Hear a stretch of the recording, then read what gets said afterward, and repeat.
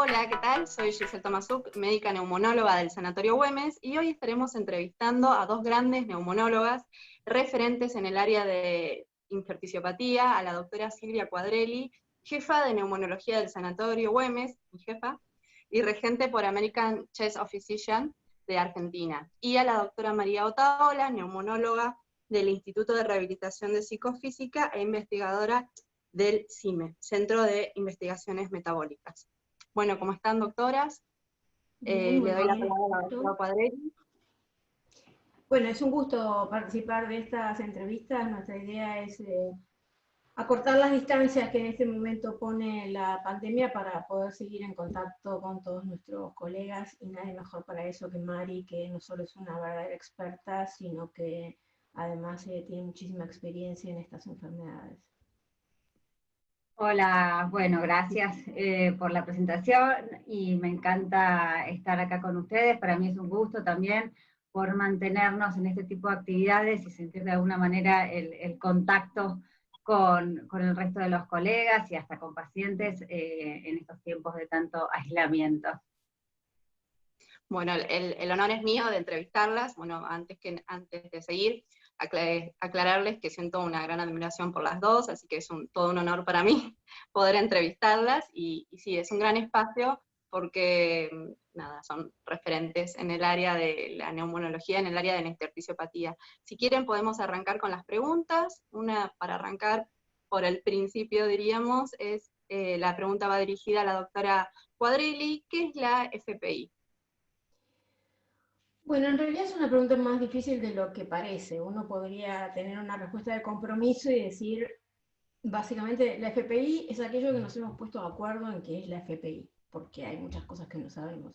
Entonces, la FPI es una enfermedad que se caracteriza por tener fibrosis que nace de nuevo, que no es la consecuencia del proceso cicatrizal de un proceso inflamatorio previo, y que eso tiene mucha importancia porque la estrategia terapéutica nunca va a incluir los antiinflamatorios, como los corticoides, que es inevitablemente progresiva y que lleva a la muerte sin tratamiento, y en realidad el tratamiento lo que hace es solamente enlentecer la progresión de la enfermedad. Esa es una respuesta, si se quiere, de compromiso. Esa es la manera en que agrupamos la enfermedad. La realidad es que en la clínica uno se encuentra con que es una enfermedad muy heterogénea, que hay pacientes que, si bien uno dice la media de supervivencia es de 3 años y medio, hay pacientes que pueden tener un deterioro muy rápido y tener una muerte más temprana que esos 3 años y medio, y hay pacientes que pueden tener 10 años con una evolución muy lenta de la enfermedad.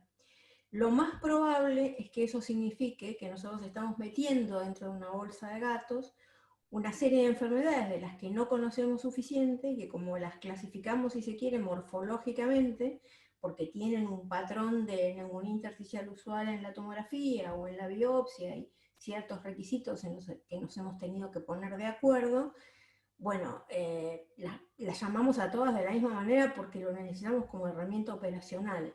Pero sin duda, en la medida en que sepamos más desde el punto de vista, sobre todo genético, vamos a descubrir que eso que hoy llamamos fibrosis pulmonar idiopática es más de una enfermedad, y que si bien fenotípicamente pueden parecer una sola enfermedad, genotípicamente en no tanto tiempo vamos a saber que son más de una enfermedad. Perfecto, muy claro. Y no sé, María Otaola, si te gustaría agregar algo respecto a cuáles son las causas. Sé que es una pregunta bastante compleja, pero no sé si nos podrías comentar acerca de las causas de la FPI. Bueno, en realidad como dijo Silvia, esto es como un consenso, un acuerdo, pero en general en medicina siempre, cuando uno habla de idiopático, y FPI va para fibrosis pulmonar idiopática, que todos ya se saben eso, es porque uno desconoce la causa. O sea que la causa de la FPI se desconoce, digamos, hay factores de riesgo que uno lo puede asociar a la presencia de, que es la edad avanzada, fumar, ser hombre, pero digamos que no puede hablar de causalidad. Cuando uno habla y se extiende un poquito más detalladamente a de qué habla uno cuando habla de fibrosis pulmonar idiopática, y va un poquito al concepto que decía Silvia, uno cree que está englobando un montón de otras patologías, que ahí sí tienen causa, digamos, que muchas veces son el resultante de un proceso que viene dando, que se viene dando con anterioridad, por cierta exposición, o incluso sistémicamente. Lo importante de recordar es que la fibrosis pulmonar idiopática, a diferencia de otras causas de fibrosis, como decía Silvia, es, digamos, un proceso inevitablemente evolutivo y progresivo que se caracteriza predominantemente por la fibrosis y no tiene, digamos, un estadio inflamatorio previo y que está confinado al pulmón. Y esto es importante, digamos, hay otras fibrosis que también están confinadas al pulmón, como son algunas de exposición ocupacionales, pero digamos, no es una fibrosis que también puede darse en el pulmón y en la piel, como sí sucede con algunas enfermedades del tejido conectivo, en el pulmón y en las células del corazón. O sea, es una fibrosis que está confinada al pulmón, y que la causa, como dije al principio, digamos, se desconoce, por eso se le pone el nombre de idiopática. Pero bueno, por el momento, como bien aclaraba Silvia. Perfecto, puede cambiar en el futuro. Y respecto a cuándo sospechar fibrosis pulmonar idiopática, o también podemos englobar además en la misma pregunta de cuándo hacer screening, o si es conveniente hacer screening, o si hay algo demostrado de que funciona o no funciona. No sé, doctora Quadrelli, si quisiera responder a esta pregunta. Sí, porque esa pregunta es clave. La verdad que eso hace a la diferencia. Yo creo que todas las enfermedades de baja prevalencia, calificadas ahora en términos se conocen más como enfermedades raras, comparten el mismo problema, que son raras y que en general tienen síntomas que comparten con las enfermedades comunes. La enfermedad, el repertorio, como es una palabra que usa mucho Gaby Tabaj, el repertorio de síntomas que tienen las enfermedades respiratorias es bastante pobre. Tos, disnea, cuando mucho expectoración. Claro, entonces cuando un paciente tiene alguno de esos síntomas, lo lógico es que la primera línea de atención, el generalista, el clínico, el neumonólogo general, no piense en primera instancia en una enfermedad rara, sino que piense, y es lógico, en las enfermedades más prevalentes. Encima, la fibrosis pulmonar idiopática comparte algunos factores de riesgo con estas enfermedades prevalentes, básicamente el EPOC, porque es un grupo de riesgo por encima de los 50 años, que son exfumadores en su mayoría. Entonces, es común que la fibrosis pulmonar idiopática pase, estas son estadísticas internacionales, si no hay un esfuerzo estructurado para evitar este fenómeno, que pasa por lo menos 2 años entre que el paciente consulta por primera vez, que tiene un síntoma, y que se hace el diagnóstico. Y esto implica haber perdido una gran oportunidad, porque, como decíamos, los tratamientos lo único que hacen es enlentecer la progresión de la enfermedad, no mejoran nada, no arreglan nada. Lo que se rompió, lo que se perdió. Entonces, lo importante es que la primera línea de atención, otra vez, como siempre, como en todas las enfermedades en la medicina, quienes hacen la gran diferencia, quienes hacen el trabajo difícil, son aquellos que están en la primera línea de atención, que se les sienta delante un tipo y no saben si lo que tiene es nada, es un catarro invernal y nada más, o tiene una enfermedad que puede comprometer su vida. Cuando nos vemos nosotros a los enfermos ya tienen diagnóstico, llegan al especialista en fibrosis pulmonar, en enfermedad intersticial, porque alguien ya hizo el trabajo previo. Entonces, es capital, es fundamental que los neumonólogos generalistas y aún los clínicos presten atención a quienes son un grupo de riesgo, porque cuando el paciente tiene síntomas, en realidad ya perdió parte de la función pulmonar que no va a recuperar y parte del tiempo disponible de supervivencia. Entonces, todo paciente que tiene más de 50 años, que es un exfumador, que tiene tos seca persistente, que no ha mejorado con todos los tratamientos que se le hacen habitualmente a los pacientes que tienen tos, que por supuesto la causa más común no es la fibrosis pulmonar, y o que tiene disnea, aunque tenga una espirometría normal, tiene que ser considerado como un candidato a tener una fibrosis pulmonar, o una enfermedad intersticial, si uno quiere. Entonces, esa va a ser la única manera en que, por supuesto, yo primero tengo que haber descartado que no tenga reflujo gastroesofágico, que no tenga rinosinusitis, que no tenga asma oculta, las causas que explican el 86% de los casos de tos. Pero si el paciente sigue teniendo tos, o el paciente dice, yo ahora me fatigo cuando subo la escalera y antes no me fatigaba, no es que está loco, ni que está más gordo, ni que está más viejo, aunque todo eso pueda ser cierto. Si tiene más de 50 años y si es un exfumador, sobre todo si es varón, y aunque tenga una espirometría normal, porque la espirometría se altera tardíamente, los valores, los volúmenes, bueno, hay que hacer una tomografía computada. Y entonces uno ahí va a pescar un montón de pacientes que tienen una enfermedad temprana en la que sí hay algo para rescatar, en la que uno puede, con tratamiento, garantizarle una supervivencia mucho más prolongada y sobre todo una calidad de vida adecuada. Perfecto, clarísimo. Y para la doctora Otaola, si bien la doctora Quadrelli explicó muy bien, claramente, respecto a los síntomas de inicio, de cuándo sospecharlas, y si bien un dato que comentó es hacer una tomografía, por más que tenga una espirometría normal. Doctora, sabemos que usted se dedica o ha sido una de las pioneras en respecto a la ecografía pulmonar en estos pacientes. No sé si quiere aportar algo respecto a ese tema. Sí, me parece muy buena la pregunta y partimos de toda la explicación de Silvia, que fue excelente. La realidad es que, y quiero recalcar esto, la fibrosis pulmonar idiopática es una enfermedad de bajísima prevalencia. Estamos hablando de entre 15 y 30 cada 100.000 habitantes, cuando en el EPOC estamos hablando de un 14%. Estos en realidad no son datos nuestros, porque no hay datos nuestros, son datos europeos y americanos que nosotros los extrapolamos porque creemos que somos parecidos sobre todo a los europeos. Pero está bien, como decía Silvia, que uno piense en EPOC, que uno piense en asma, que uno piense en reflujo gastroesofágico, cuando tiene los síntomas que tiene el paciente, porque es altísimamente más prevalente.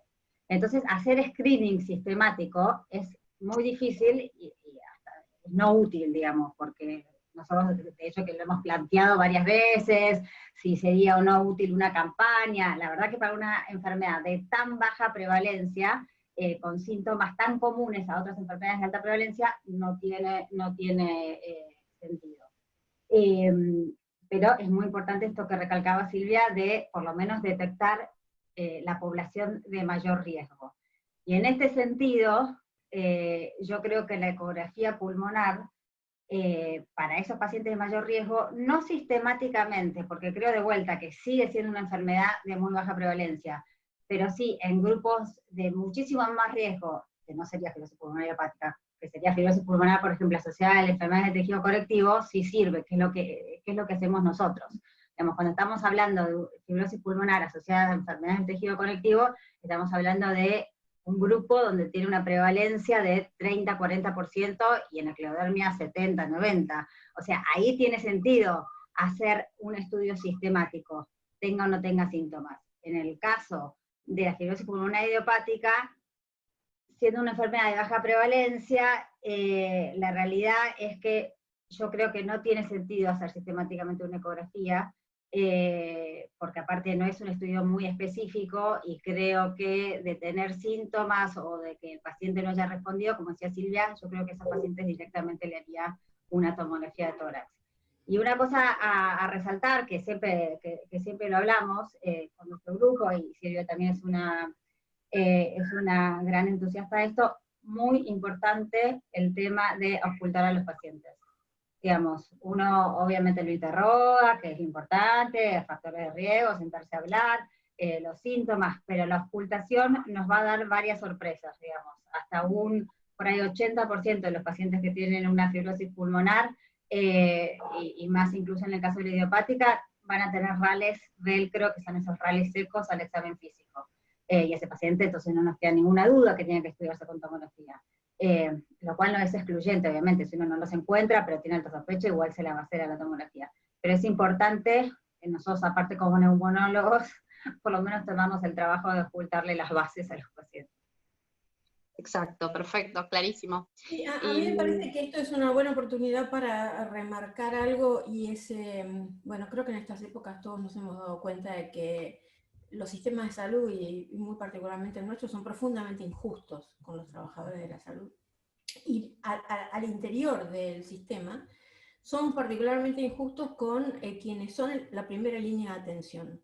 Yo creo que nosotros no tenemos una idea clara. Se valora siempre mucho el especialista y el súper especialista. La verdad que gente como Mario y yo, nos sacás de las 5 cosas que conocemos, no sabemos nada. Entonces, sí, no es que no, obviamente somos útiles para esa subpoblación de pacientes muy seleccionada, muy enriquecida, que ya alguien se tomó el trabajo de encontrar. Lo difícil no es hacer lo que hacemos nosotros. Nosotros nos decís, y es casi un manual mental que uno tiene de las 4 o 5 cosas que tiene que hacer. Lo difícil es el tipo que de la mañana a la noche hace consultorio y tiene que darse cuenta de la diferencia entre el tipo que no tiene nada y el tipo que tiene una cosa que lo puede matar. Entonces, me parece que jerarquizar, y parte de la jerarquización es la capacitación, y estaría bueno que fuera el pago adecuado, ¿no? De los trabajadores de la primera línea de atención, es fundamental. Es lo mismo que está pasando ahora con la pandemia. Lo importante no es el terapista que atiende finalmente al 2% de los pacientes que sí puede, no sé hasta qué punto, determinar si se mueren o no. Lo importante es el tipo que en la base de la pirámide se da cuenta tempranamente de que ese paciente no tiene un resfrío común y evita y corta la cadena epidemiológica. Es lo mismo con todas las enfermedades, y yo creo que los médicos tenemos una responsabilidad de cambiar eso a futuro, porque le hace una gran diferencia a los pacientes y a los médicos, ¿no? Exactamente, ojalá esta pandemia por lo menos sirva para algo y podamos mejorar un poco el sistema de salud y bueno, y el sistema de pagos también. Bueno, no sé si les parece, ahora podríamos pasar a hablar respecto al tratamiento de la FPI. Sabemos que ha cambiado mucho en no tantos años, diríamos en los últimos 10 años, ha cambiado, pero drásticamente, el tratamiento, de un tratamiento inicialmente antiinflamatorio a pasar a un tratamiento antifibrótico en poco más de 10 años, no mucho más. Doctora Otaola, no sé si quiere arrancar respecto a cuáles son las opciones de tratamiento con las que contamos hoy en día y cuáles son los resultados, si los resultados se ven principalmente en los síntomas, en la mejoría de la función pulmonar. Bien, sí, tal cual dijiste vos, digamos, cambió mucho el paradigma desde el 2011 inicialmente, cuando surgió información que todo el tratamiento que estábamos utilizando por el momento no solo no servía, sino que era perjudicial para los pacientes, que se morían más los pacientes que estaban en tratamiento con corticoides y un esquema con acetopina y acetilcisteína, que fue el famoso estudio Panther, que fue la primera vez que se hizo, si bien lo usábamos, digamos, sistemáticamente, fue la primera vez que un estudio randomizado pudo demostrar lo que nadie esperaba, digamos, que era que esos pacientes les hacíamos daño dándoles ese tratamiento. Y en el mismo año también surgió el trabajo de ACE, que también demostró que la anticoagulación, digamos, era perjudicial. Por lo tanto, ahí ya nos cambió el paradigma, pero no fue hasta el 2014, pero en realidad para perfilar un poquito antes, también alrededor del 2011 por los estudios Capacity, que empezamos a ver, por suerte, al mismo tiempo que había terapia que se engloba como antifibrótica, pero que no son las únicas propiedades que tiene, que eran de alguna manera eficaces para el tratamiento de la fibrosis pulmonar idiopática. Fue en el 2014 entonces que surgieron por los estudios de fase 3, las dos drogas, la pirfenidona y el nintedanib, para el tratamiento de esta enfermedad, que como bien explicaba Silvia al principio, la realidad es que estas drogas han demostrado ser eficaces en enlentecer la progresión de la enfermedad, enlentecer la caída de la capacidad vital forzada de los pacientes con diagnóstico de fibrosis pulmonar idiopática. Y esto es no recuperar, no curar a los pacientes, no parar nada, sino que enlentecer, y eso es importante que lo tengamos presente. No voy a hablar específicamente de números, si quieren sí, entrar en detalle de los trabajos, pero básicamente, digamos, hasta un 40 y pico, 50% se enlentece esta caída. Y esto, en realidad, en trabajos posteriores, que fueron en realidad análisis post-hoc, y entonces hay que digamos, tener en cuenta esto para las consideraciones estadísticas, podría verse traducido también en un cierto beneficio en cuanto a la prolongación de la supervivencia en estos pacientes. Pero de vuelta, esto lo aclaro que fueron análisis con datos, digamos, agregados, comparando con registros de pacientes con diagnóstico y los tratamientos que se hacían hasta ese momento, digamos, obviamente que no son estos mismos trabajos que tuvieron el poder para demostrar diferencias en mortalidad. Pero bueno, se cree obviamente que esta disminución en la caída del FBC se traduce en mejoría en la supervivencia.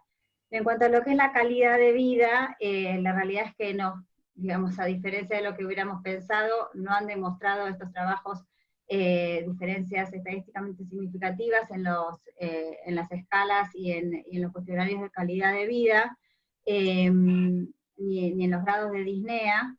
Si bien nosotros tenemos, digamos, muchas veces pacientes que nos refieren mejoría sobre todo de la tos, pero la realidad es que no han demostrado específicamente mejoría en la calidad de vida.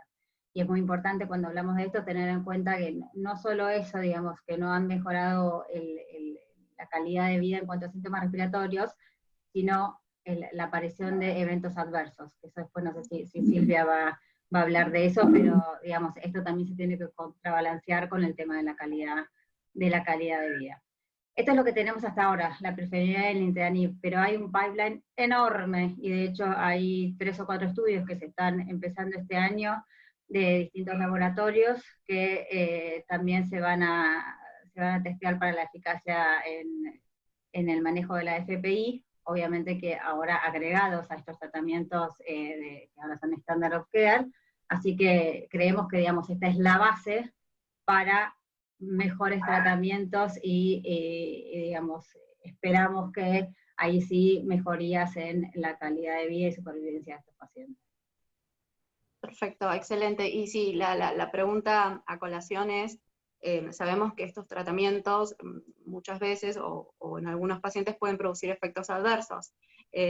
Doctora Quadrelli, si usted nos quiere comentar cuáles son los efectos adversos más comunes y qué hacer ante la presencia de los mismos, suspender la medicación, disminuir la dosis, cambiar, toda suya. Es verdad, tienen efectos adversos frecuentes, y yo creo que eso es necesario aclararlo. Nosotros que vemos pacientes que en general ya han visto otros médicos, inclusive otros neumonólogos, es muy común que un paciente venga con diagnóstico, el diagnóstico fue hecho correctamente, se le dijo tiene una fibrosis pulmonar hepática, pero no vale la pena que haga tratamiento, porque la medicación solamente mejora los síntomas y tiene muchos efectos secundarios. Como dijo Mari, la medicación no mejora los síntomas, y la segunda es, tiene muchos efectos secundarios, pero efectos secundarios menores.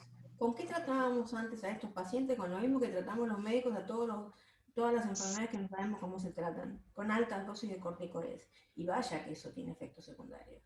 Ahí sí, uno tiene efectos secundarios serios. Un paciente se puede morir secundariamente a una complicación, sobre todo infecciosa, asociada al uso de corticoides.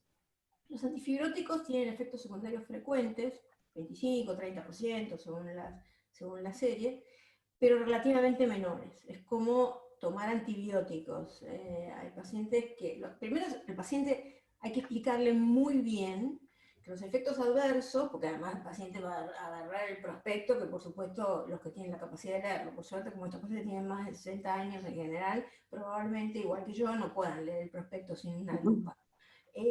Entonces, decirle, sí, está bien, pero los que lo tienen, pero la mayor parte no lo tienen. Son más los que no lo tienen, los que no tienen ningún efecto secundario.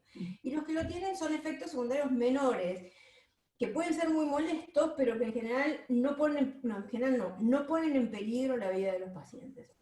Entonces pueden tener náusea, disconfort abdominal, rechazo a la comida. Con el nintedanib es común que los pacientes pierdan peso porque comen menos, pero además porque de por sí hace perder peso, y el efecto secundario principal es la diarrea. Y la pirfenidona tiene un efecto secundario muy particular, que no es muy frecuente, es bastante infrecuente, pero que es muy típico de la pirfenidona, que no lo tienen comúnmente otras drogas, que es un aumento de la sensibilidad a la luz solar, fotosensibilidad. O sea, el paciente puede estar 15 minutos caminando por una calle en Buenos Aires donde no hay mucha oportunidad de que no le dé el sol, y sin embargo ponerse como si se hubiera quedado dormido el primer día que llega a Mar del Plata al mediodía. Entonces, en función de eso, la importancia que tienen los efectos adversos son dos cosas. Primero, que uno va a elegir una droga o la otra, que no hay estudios comparativos de que alguna sea mejor que la otra, y si uno mira cada ensayo de aprobación, aparentemente son más o menos iguales, tanto la pirfenidona como el nintedanib en cuanto a resultados, pero uno lo va a elegir una o la otra en función del perfil potencial de efectos adversos. O sea, yo tengo un paciente que tiene colon irritable, y probablemente no sea lo más lógico darle nintedanib, cuyo efecto secundario más común y frecuente es la diarrea. Si yo tengo un paciente, y ha pasado, eso no es una anécdota inventada, que es vendedor ambulante en la playa de Mar del Plata, y es una mala idea darle pirfenidona, probablemente sea mejor darle nintedanib. Pero la otra cosa es que, como también, al fin y al cabo la medicina es siempre igual, ¿no? Esto es un trabajo de paciencia, no de tanta dificultad. Y lo que tiene el especialista es eso, en todas las subespecialidades, es la cocina de ver muchos pacientes y tener esa cosa que por ahí no es que está escrita en los libros, ¿no? Y que tiene que ver con que las drogas se hagan siempre con las comidas, que los pacientes por ahí vayan distribuyendo la droga inclusive dentro de cada comida, que la pirfenidona tiene la desventaja de que los comprimidos vienen de 200 o de 267 según la marca, y la dosis son 2400. O sea, el paciente tiene que tomar entre 9 y 12 comprimidos por día, lo cual es incómodo, pero sobre todo es psicológicamente impactante. Al paciente no le importa cuántas drogas toma, sino cuántos comprimidos toma, cuántas pastillas toma. Y bueno, entonces esta cosa de que por ahí, a veces, de hecho hay ahora pirfenidonas de 800, y una de las desventajas es que por ahí no permite esta manipulación, porque a veces el paciente, si le da mucha náusea, más allá de insistirle, por ejemplo, nosotros en la Argentina, nosotros solemos tener un desayuno relativamente liviano. O no desayunan, o algunos desayunan un café en el auto, u otros, aún los que desayunamos en casa, uno, qué sé yo, puede comer un par de tostadas. Bueno, si uno está con pirfenidona, la dosis del desayuno hay que acompañarla de un desayuno, no digo de un desayuno americano, pero bueno, algo que la idea es que el estómago se entere lo menos posible de que la pirfenidona está pasando por ahí, ¿no?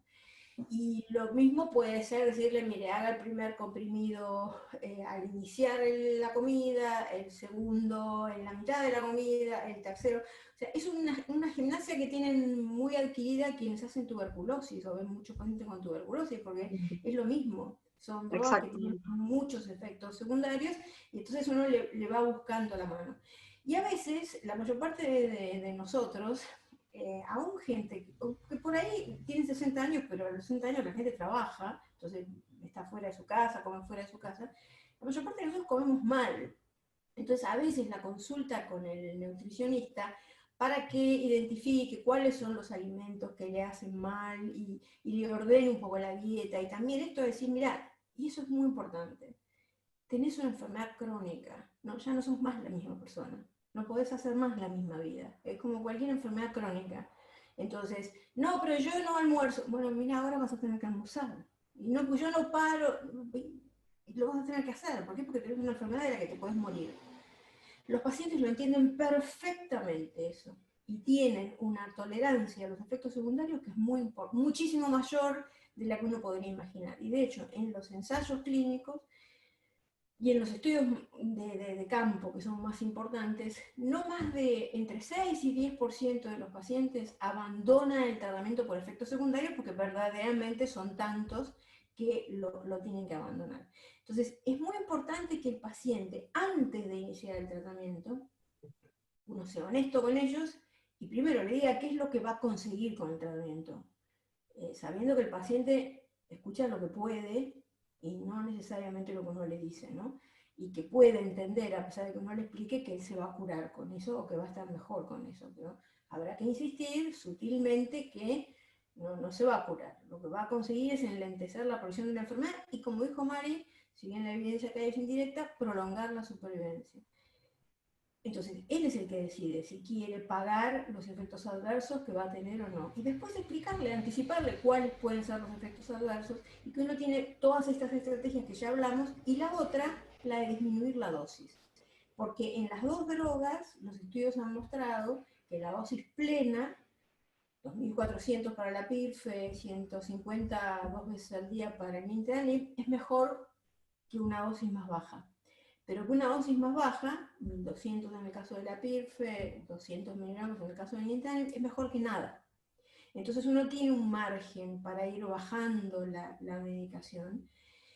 Y después todas las estrategias de la suspensión temporaria, de empezar de nuevo, o sea, es un trabajo de paciencia, un trabajo artesanal, y en el que además, sobre todo, el paciente tiene que estar convencido de que lo quiere hacer. Yo diría que no es un problema mayúsculo. En general, los efectos adversos, excepto en los poquísimos pacientes, son manejables, los tienen, pero son manejables y no constituyen el problema más importante. Exacto. Creo que, como muy bien lo explicó, la clave está en la comunicación, ¿no? Por lo que usted comenta, médico-paciente, y muchas veces tomarse el tiempo y adelantar, entonces el paciente sabe de antemano lo que le puede pasar y qué medidas tomar ante eso también. Así que sí, me parece clave. Así que todo lo hemos tratado alguna vez a algún paciente con enfermedades intersticiales, sabemos que muchas veces estos efectos adversos, si bien no son frecuentes o no son tan graves, muchas veces produce una alteración en la adherencia a la medicación del paciente, justamente porque es un poco incómodo, pero clave está en tener las herramientas y las medidas para poder ayudarlo y acompañarlo, ¿no? Y respecto, siguiendo con la línea del tratamiento, ¿no? Ya hablamos del tratamiento farmacológico, que para la doctora Otaola, ¿qué otros tipos de tratamientos contamos o que han demostrado efectividad en la FPI? Hablamos de rehabilitación, hablamos de oxigenoterapia, si este tipo de tratamiento ha demostrado alguna efectividad o alguna eficacia en este tipo de pacientes. Sí, depende a qué le llamemos eficacia, ¿no? Digamos, en cuanto a calidad de vida, ni hablar, que son pilares fundamentales, el tema del sostén del paciente, incluso si se pudiera acceder a algún grupo de cuidados paliativos, si uno quiere llamarle así, o de cuidados de control de síntomas, como le dicen en Inglaterra, que me gusta porque es un poco menos paralizante, ni hablar que es muy efectivo en cuanto a la mejoría de calidad de vida. Y esto incluye rehabilitación, incluye oxígeno domiciliario, ayuda psicológica, un plantel quizá de nutricionistas, digamos, todo lo que es, digamos, cuidado integral del paciente, ni hablar que no solo es efectivo, sino que es fundamental en el manejo de esta enfermedad. Pero de vuelta, la efectividad que podemos esperar es en calidad de vida, digamos, ninguno de estos tratamientos ni estrategias han demostrado efectos en la capacidad vital forzada, ni efectos en la supervivencia, pero bueno, no es lo único importante, creo que incluso ni es lo más importante.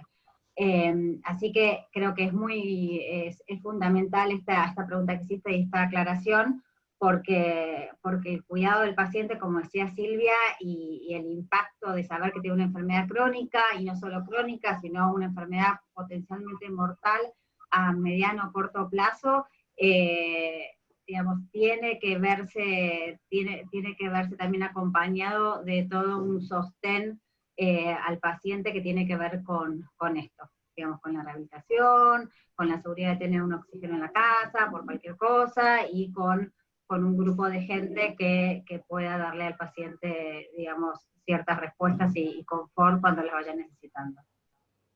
Perfecto. Y otra pregunta, tal vez una de las más complicadas, o tal vez no, es si un paciente que tenemos con FPI, comenzó un tratamiento antifibrótico, pero pese a eso, el paciente continúa empeorando los estudios de función pulmonar, continúa con empeoramiento de los síntomas, progresa la disnea, progresa la tos. ¿Qué opciones, doctora Quadrilli, tenemos frente a esta situación? Algún empeoramiento de los síntomas y funcional ya estando con un tratamiento antifibrótico. La primera cosa es definir qué es empeoramiento. Uno sabe que la FPI sin tratamiento, pese a todas las heterogeneidades que mencionamos, teniendo en cuenta eso, tiene una pérdida de la capacidad vital que es aproximadamente 200 mililitros al año. Entonces, se habla de o recaída o fracaso cuando un paciente bajo tratamiento tiene una pérdida de la función pulmonar de 200 mililitros o más, porque uno dice, se comporta como si no estuviera con tratamiento. Eso es relativo, porque uno siempre puede decir, bueno, en la medida que está, lo primero que dijimos al empezar esta conversación fue, los pacientes son muy heterogéneos, uno dice, bueno, ¿cómo se hubiera comportado este paciente sin tratamiento? Por ahí perdía 400 mililitros al año. Pero digamos que eso es lo que arbitrariamente, y todo el mundo sabiendo que es arbitrario, uno define como tratamiento, como fracaso. Y ahí hay que ser muy cuidadoso. La primera cosa es estar seguro de que lo que le está pasando es fibrosis pulmonar. Estos pacientes tienen en general más de 60 años y por lo tanto tienen comorbilidades, tienen insuficiencia cardíaca, tienen obesidad porque dejan de moverse, tienen desacondicionamiento físico porque se deprimen, porque a pesar de que el rol de la rehabilitación es clave, hay un montón de barreras logísticas para que el paciente las pueda hacer. Es mucho más difícil hacer rehabilitación teniendo fibrosis pulmonar que teniendo EPOC, entre otras cosas, por la baja disponibilidad de lugares y bueno, una serie de dificultades prácticas que me parece que la mayor parte de los médicos han tenido o se han enfrentado a ellas. Y entonces hay que descartar todo eso y no asumir que o que tenga un trombolismo de pulmón. No asumir que lo que le está pasando es eso. Entonces, ahí sí tiene utilidad la tomografía, que no es muy útil como control de la enfermedad, pero sí porque cuando un paciente empeora, uno dice, bueno, ¿qué hay de nuevo? O está teniendo una reagudización, un componente más inflamatorio, o sea, nos orienta en dónde estamos parados. Y por supuesto, esto de la función pulmonar. Si uno asume que alguien está empeorando su función pulmonar a pesar del tratamiento, bueno, tiene dos opciones. Hay literatura que apoya el hecho de que uno puede seguir con la misma droga porque pacientes que han fracasado, definiendo fracaso en esos términos, durante el primer año con la medicación, con cualquiera de las dos, en el segundo año pueden tener un efecto que es el mismo que el de los pacientes que no tuvieron una gran pérdida de la capacidad pulmonar en el primer año. O sea que serían efectivos en los años siguientes, aunque el primer año no hayan tenido buena capacidad. La otra opción, y claro, es la que por ahí a uno le resulta teóricamente más atractiva, es decir, bueno, cambio de droga. No le fue bien con pirfenidona, lo pasó a nintedanib o viceversa. El problema de esto, hay varios problemas. El primer problema, el problema estrictamente médico, digamos, técnico, sería, yo no sé cómo le va a ir a este paciente en términos de efectos secundarios. Si el paciente tolera bien, por ejemplo, está con nintedanib, y lo tolera fantástico, pero yo digo, le está cayendo la función pulmonar, lo voy a pasar a pirfenidona y por ahí lo pongo con pirfenidona y se vomita todo. Y ahí viene el problema práctico, que es, estas son drogas de alto costo, que no son fáciles de conseguir, entonces uno convenció a la pagadora de que bueno, hay que pasarlo, por ejemplo, estaba con pirfenidona, hay que pasarlo a nintedanib porque la pirfenidona no sirve para nada y el nintedanib lo va a ayudar, y cuando le ponemos el nintedanib el paciente no lo tolera y no quiere volver a la pirfenidona, y hay que desdecirse de todo lo que uno dijo. Y bueno, en la práctica a veces es complicado eso.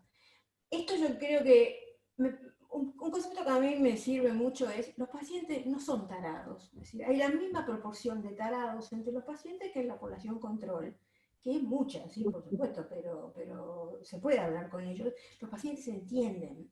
Entonces, uno tiene que discutir esto, ¿no? Esa actitud paternalista de decir, bueno, yo les digo, le doy el papelito, creo que hay que discutirlo con ellos, y los pacientes saben qué cosas se sienten en condiciones de enfrentar.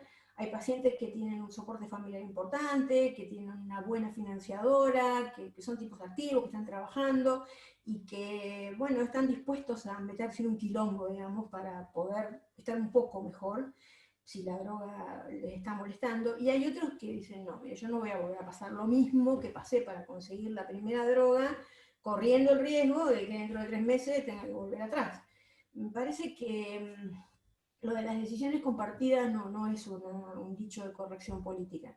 En las enfermedades crónicas, el poder de decisión que tiene que tener el paciente es crítico, porque además el paciente vive todos los días consigo mismo. Entonces uno puede tener una idea de lo que para uno es mejor, pero no necesariamente es lo que el paciente considera mejor. Entonces, yo diría, la mayor parte de las veces uno prueba un tiempo, negocia, decir, bueno, vamos viendo si la pérdida de la función pulmonar sigue siendo acelerada. Generalmente uno, si no la quiere medir al año, dice una pérdida de 5% durante los primeros 6 meses con una caída asociada de la LSO.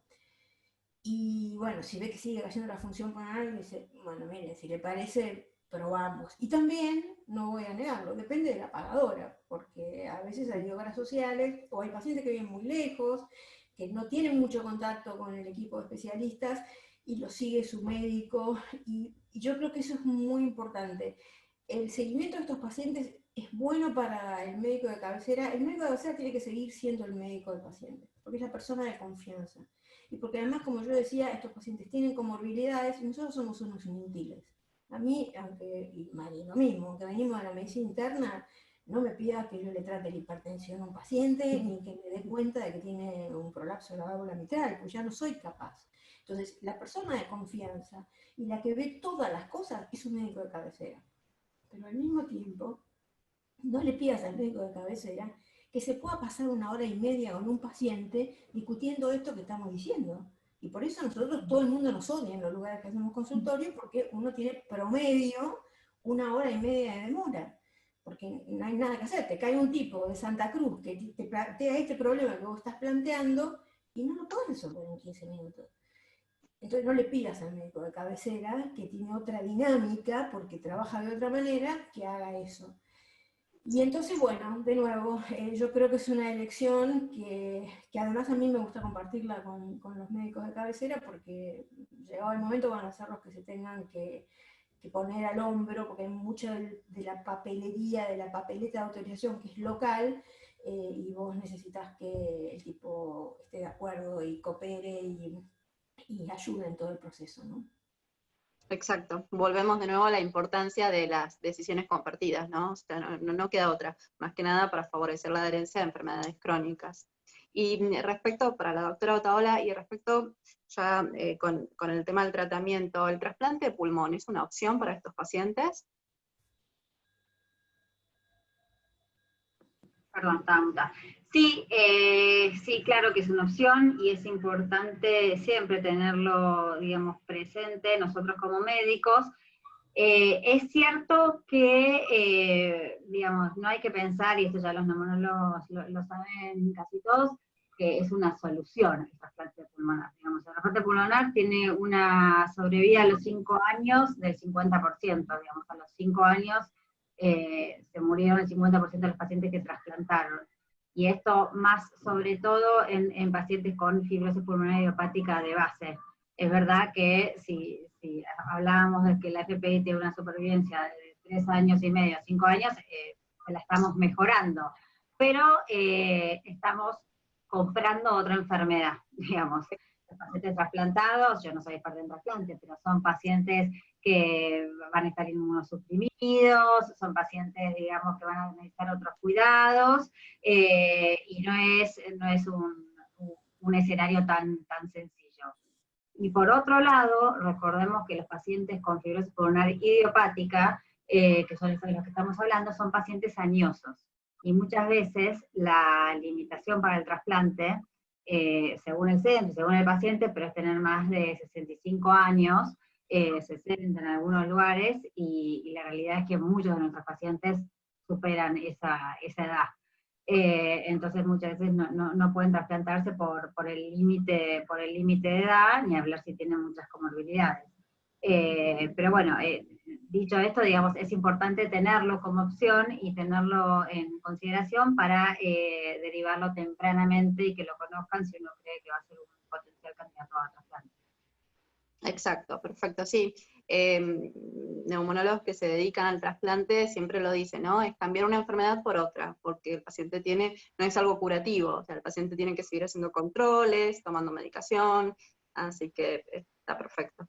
Y por último, como para cerrar esta charla, estamos viviendo una situación bastante particular, estamos viviendo una pandemia por coronavirus. Si quieren comentar, esto se los dejo libre a las dos, si quieren comentar qué medidas, o si hay alguna medida en particular que estos pacientes deben tener en cuenta ante esta situación.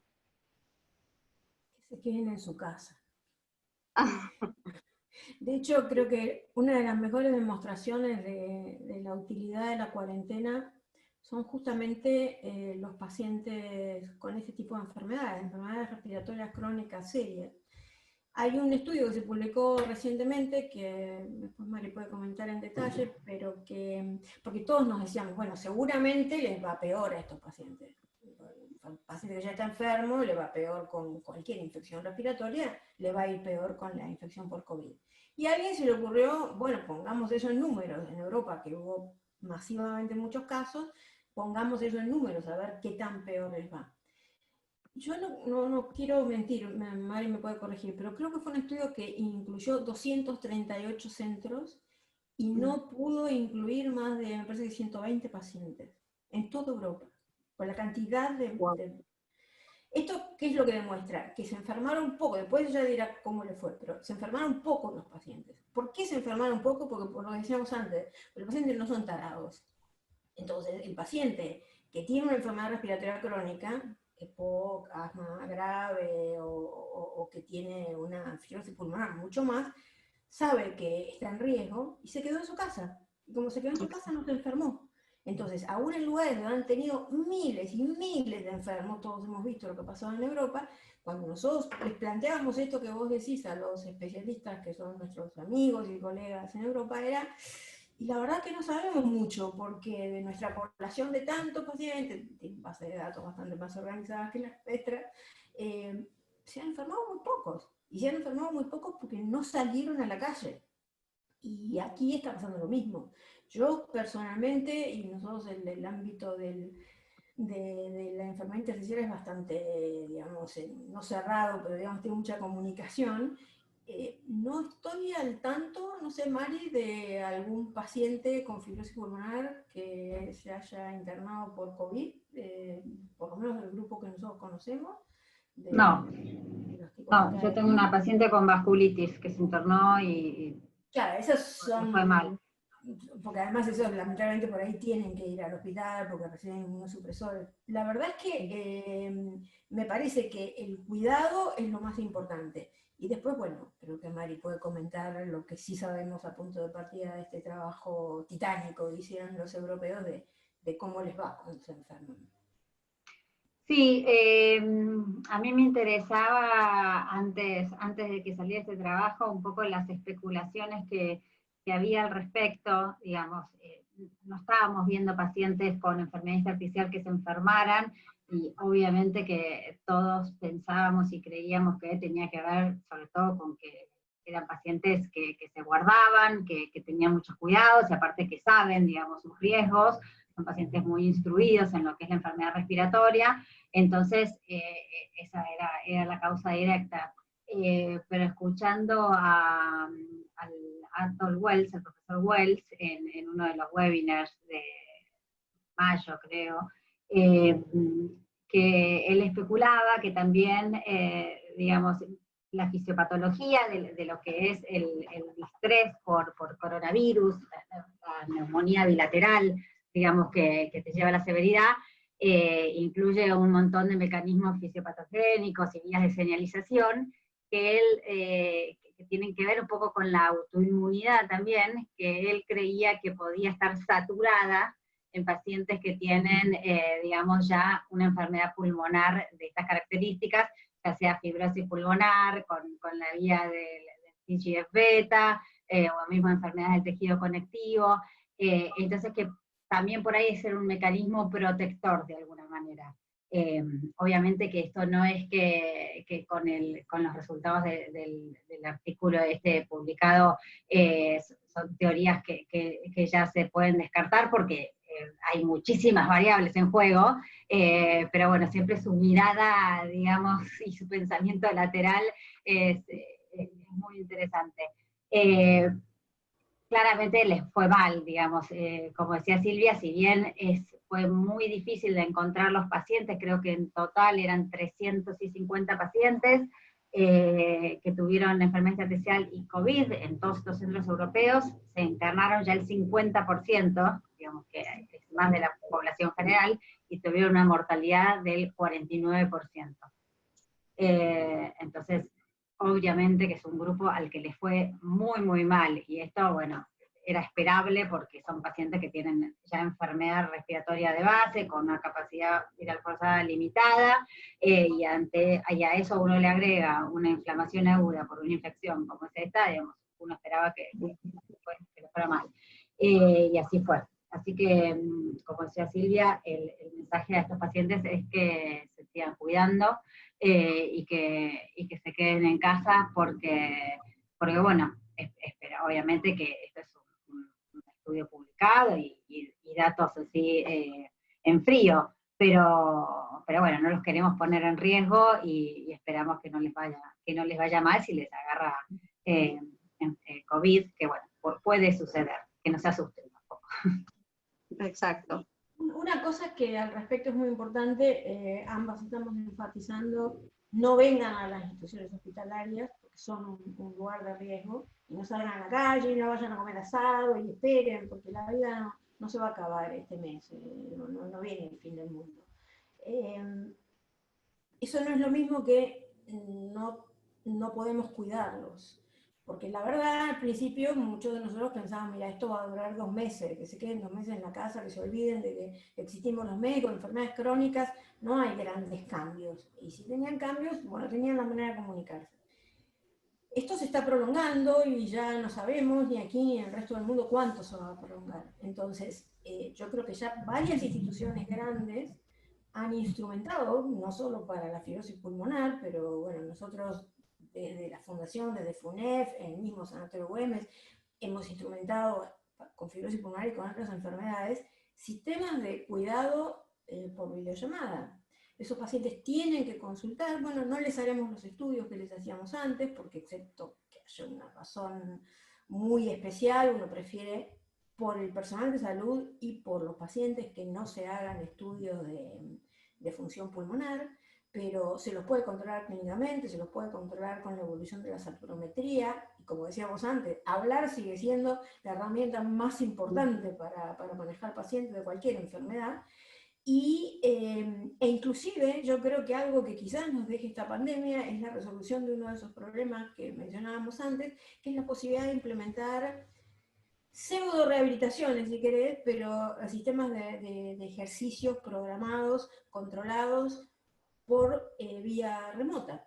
Y que los pacientes que se queden en la casa no quiere decir que se queden sentaditos en una silla pensando además cuándo se van a morir, sino que traten de conectarse con sus equipos médicos, que si sus propios equipos médicos, porque hay hospitales que están muy COVID orientados o que son prácticas individuales chicas, entonces los médicos no pueden atender, bueno, que durante un tiempo se pongan en manos de alguna de las instituciones grandes que están pudiendo hacer control por videollamada. En en Cava, yo sé que el Güemes lo está haciendo, FUNEF lo está haciendo, el italiano lo está haciendo, el Hospital Británico inclusive lo está haciendo. Algunos lugares están haciendo, y nosotros ahora vamos a implementar en el Güemes rehabilitación por vía remota, y que el paciente siga su cuidado. Será distinto, la vida es distinta, cambió, apareció esta cosa y nos tenemos que adaptar. Con quejarnos de lo dura que es la vida, no ganamos nada. Entonces, que el paciente no interprete que no cuidarse en forma presencial es no cuidarse, porque esto se prolongó más de lo que esperábamos. Y que entonces acuda a cualquiera de esos sistemas a través de sus médicos, sus mismos médicos, neumonólogos o generalistas le recomienden, se pongan en contacto con cualquiera de estas instituciones de las que hablábamos, para que esos pacientes, alguien los monitoree y por ahí les dice, miren, no haga nada, llame dentro de 2 meses. Porque hay pacientes que están muy estables, pero que bueno, que alguien les eche un vistazo, que vea que está todo bien, que sigan haciendo la medicación, que en general no hay ningún problema para conseguirla y no hay ningún problema inclusive para iniciar tratamientos. Nosotros hemos iniciado tratamientos en pacientes que estaban durante la pandemia y que se pudieron hacer la tomografía y se pudieron hacer una caminata y con eso medir la desaturación y las investigadoras les aprobaron la droga. A todo así a distancia. O sea, tenemos que adaptarnos a eso, a seguir funcionando en salud en esta modalidad COVID, porque esto, hasta que llegue la vacuna, nos están matando unos a otros y nosotros no vamos a ser los primeros en la lista en recibirla, nos pueda permitir que estos pacientes de máximo riesgo y nosotros como trabajadores vamos a poder tener una atención como era antes, no sé si normal, es lo que era antes, pero no tenemos que dejar que los pacientes se queden en su casa sin atenderse. Exacto, si bien la telemedicina está hace muchos años ya, creo que vino para quedarse y es una herramienta que muchos no la usábamos tanto, pero resultó ser muy útil ahora en la pandemia y creo que va a ser muy útil y se va a quedar, digamos, porque ayuda en muchos casos. Bueno, hasta acá fueron mis preguntas, fue un gusto poder charlar con ustedes, la verdad que es un honor, les vuelvo a repetir, poder interrogarlas, así que las respuestas fueron muy claras, muy completas y con muchísima evidencia, así que por mi parte yo hasta acá estoy las preguntas, libre si quieren agregar algo más. Doctora Otaola, doctora Quadrelli. No, de vuelta agradecerte el espacio, la verdad que fue un placer compartir este tiempo con Silvia, una vez más. Y la realidad es que nada, eso, estamos a disposición, y sí, como decían, y esta palabra está tan de moda ahora, nos estamos reinventando todos los días. Y en eso también nosotros como médicos y los pacientes. Así que, nada, muchas gracias y acá estamos. Gracias a vos. Aparte también, gracias a Mari, que insisto, es una experta de muchísimo calibre internacional, y gracias a Giselle, que además es una experta en trasplante de pulmón, aunque mantuvo... Con razón. Muy bajo, y que bueno, que es eso, que tenemos que aprender a trabajar de una manera diferente para cuidar a los pacientes y para cuidarnos a nosotros, ¿no? Porque para cuidar a alguien hay que estar vivo, y el personal de salud en este momento está corriendo más riesgos de los que deberíamos correr. Exacto. Bueno, listo, nos veremos entonces en otra entrevista. Hasta luego. Hasta luego, muchas gracias. Nos vemos.